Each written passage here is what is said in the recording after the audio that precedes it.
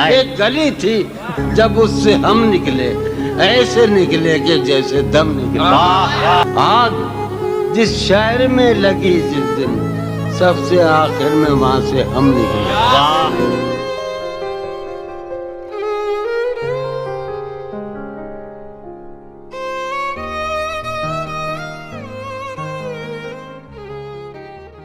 جان ایلیا اتر پردیش کے شہر امروہہ کے ایک علمی گھرانے میں 1931 میں پیدا ہوئے. ان کے والد سید شفیق حسن ایلیا ایک تنگ دست شاعر اور عالم تھے.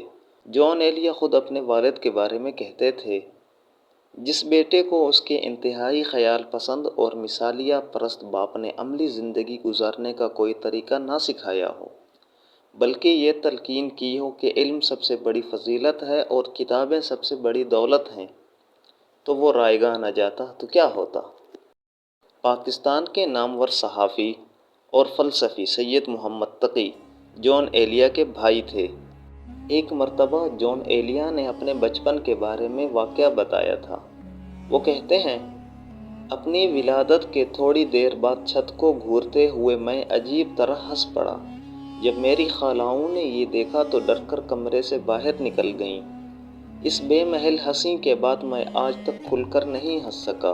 ایک مرتبہ جان ایلیا نے خود بتایا تھا کہ 8 برس کی عمر میں نے پہلا عشق کیا اور پہلا شعر کہا. جان ایلیا کی ابتدائی تعلیم امروہہ کے مدارس میں ہوئی، جہاں انہوں نے اردو، عربی اور فارسی سیکھی. درسی کتابوں سے کوئی دلچسپی نہیں تھی اور امتحان میں بھی فیل ہو ہی جاتے تھے. بڑے ہونے کے بعد ان کو فلسفہ اور حدیث سے دلچسپی پیدا ہوئی. انہوں نے اردو، فارسی اور فلسفہ میں ایم اے کی ڈگریاں حاصل کیں.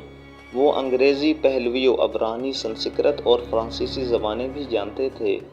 نوجوانی میں وہ کمیونزم کی طرف راغب ہوئے.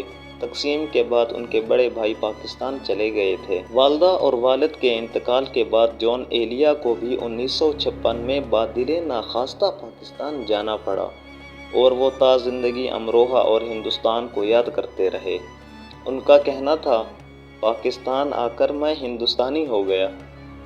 جان ایلیا نے قبل از اسلام مشرق وسطیٰ کی سیاسی تاریخ مرتب کی اور باطنی تحریک، نیز فلسفے پر انگریزی، عربی اور فارسی کتابوں کے ترجمے کیے. انہوں نے مجموعی طور پر 35 کتابیں مرتب کیں. وہ اردو ترقی بورڈ سے بھی وابستہ رہے، جہاں انہوں نے ایک عظیم اردو لغت کی تیاری میں اہم کردار ادا کیا. جان ایلیا کا مزاج بچپن سے عاشقانہ تھا. وہ اکثر تصور میں اپنی محبوبہ سے باتیں کرتے رہتے تھے. 12 برس کی عمر میں وہ ایک خیالی محبوبہ صوفیہ کو خطوط بھی لکھتے رہے. پھر نوجوانی میں ایک لڑکی فارحہ سے عشق کیا، جسے وہ زندگی بھر یاد کرتے رہے، لیکن اس سے کبھی اظہار عشق نہیں کیا. فارحہ نگارینا، تم نے مجھ کو لکھا ہے، میرے خط جلا دیجئے. مجھ کو فکر رہتی ہے آپ انہیں گنوا دیجئے. جان ایلیا کے عشق میں ایک عجیب انانیت تھی اور وہ اظہار عشق کو ایک ذلیل حرکت سمجھتے تھے. یہ اردو کی عشقیہ شاعری میں جان ایلیا کا پہلا کارنامہ ہے. 1970 میں جان ایلیا کی ملاقات مشہور جرنلسٹ اور افسانہ نگار زاہدہ حنا سے ہوئی. 1970 میں دونوں نے شادی کر لی. زاہدہ حنا نے ان کی بہت اچھی طرح دیکھ بھال کی اور وہ ان کے ساتھ خوش بھی رہے، لیکن دونوں کے مزاجوں کے فرق نے دھیرے دھیرے اپنا رنگ دکھایا. آخر 3 بچوں کی پیدائش کے بعد دونوں کی طلاق ہو گئی. جان ایلیا کی شخصیت کا نقشہ ان کے ایک دوست قمر رضی نے اس طرح پیش کیا ہے. وہ کہتے ہیں، ایک زود رنج مگر بے حد مخلص دوست، ایک شفیق اور بے تکلف استاد، اپنے خیالات میں ڈوبا ہوا راہگیر، ایک مرعوب کن شریک بحث، ایک مغرور فلسفی، ایک فوراً رو دینے والا غمگسار، ناروا حد تک خوددار اور سرکش عاشق، ہر وقت تمباکو نوشی میں مبتلا رہنے والا خلوت پسند، انجمن ساز، بہت ہی ناتواں مگر ساری دنیا سے بیک وقت جھگڑا مول لے لینے کا خوگر، سارے زمانے کو اپنا محرم بنا لینے والا نامحرم، حد درجہ غیر ذمہ دار، بیمار، ایک شدید الحس نادرہ کار شاعر.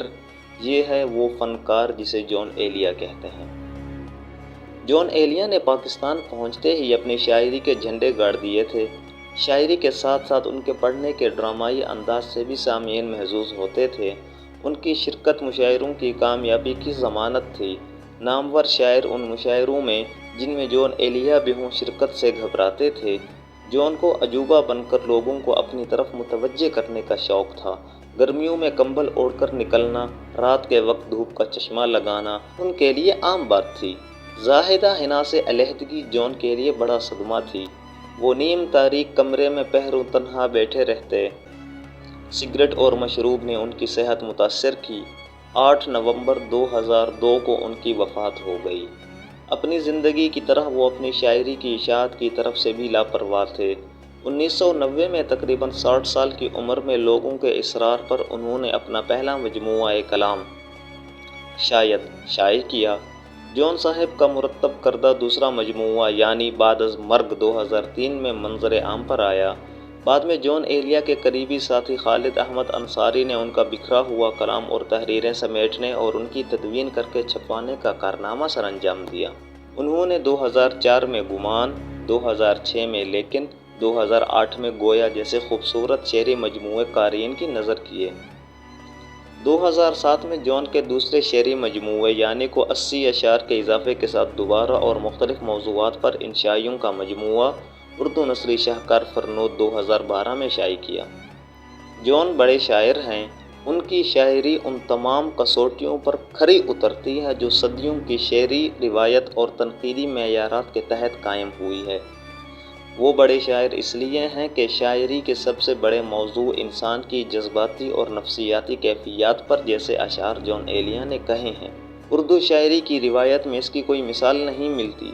کیفیت کو احساس کی شدت کے ساتھ قاری یا سامع تک منتقل کرنے کی جو صلاحیت جان کے یہاں ہے، اس کی مثال اردو شاعری میں صرف میر تقی میر کے یہاں ملتی ہے۔